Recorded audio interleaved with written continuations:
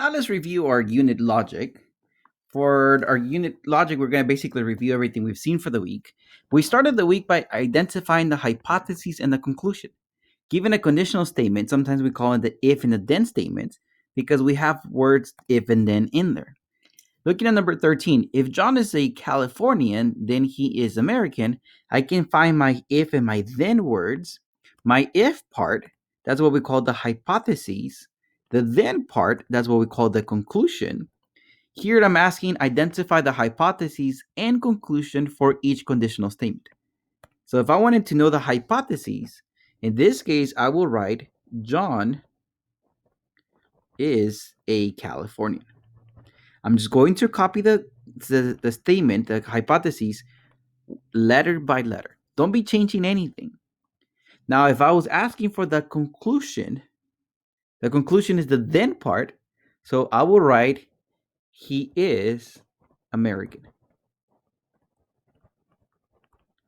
Notice how Californian and American they were capitalized to begin with, and that is exactly how I copy them. The sentence I started with a capital letter, and I always finish with a period at the end.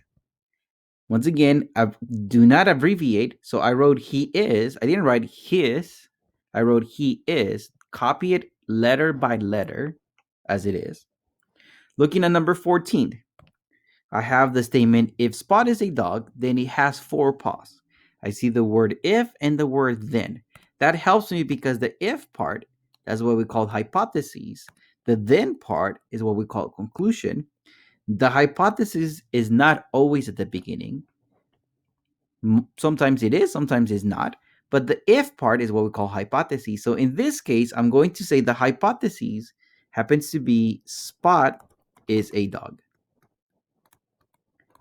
The conclusion is our then part. So I will write it has 4 paws. Keep in mind, I'm spelling out forward because it was spelled out. I didn't write the number forward. I spell it out. I'm keeping it as it is. So the hypothesis is the if part. The conclusion is the then part. Then our second assignment for the week was our true or false statements. Determine the truth value for each conditional statement. So each question is either going to be, each statement is going to be either true or false.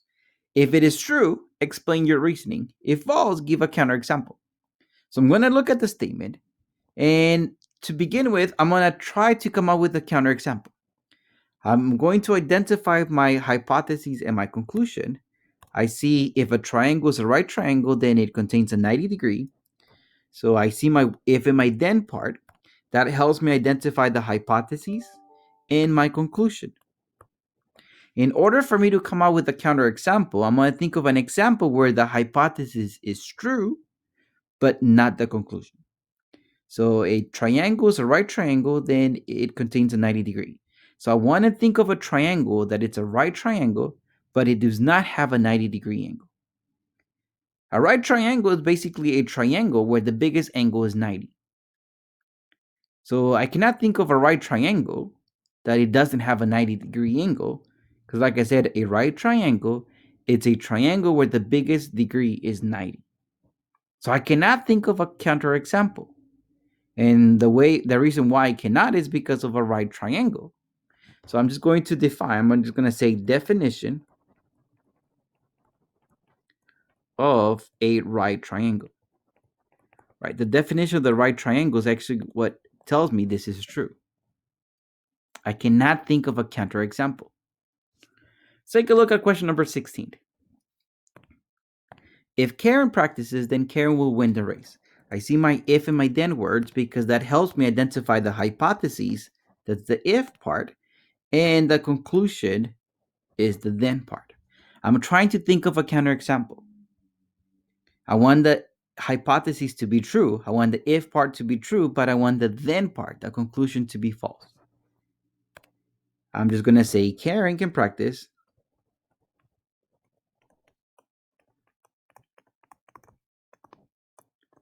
And she might finish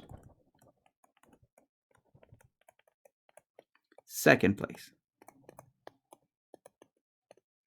I just gave one example when the hypothesis is true, but not the conclusion.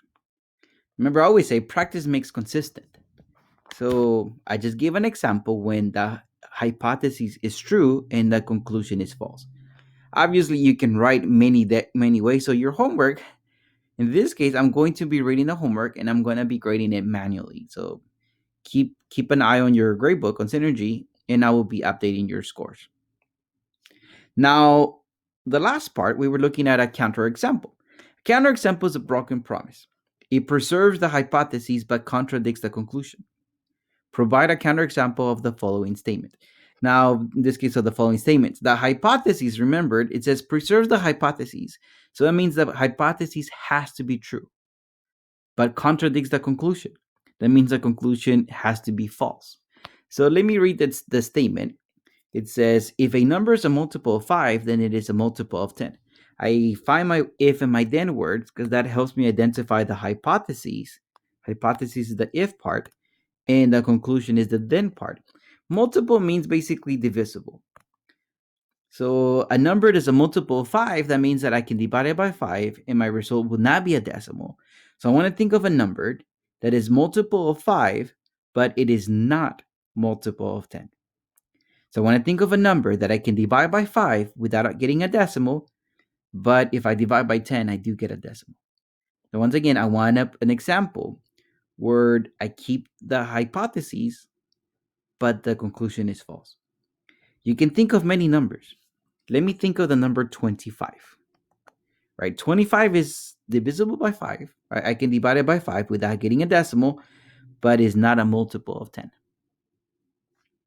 All right, let's take a look at question number 18. If two even numbers are multiplied, all of the digits in the product are even. I see my if part, my if word, and that helps me identify the hypotheses. So the hypotheses will be two even numbers are multiplied.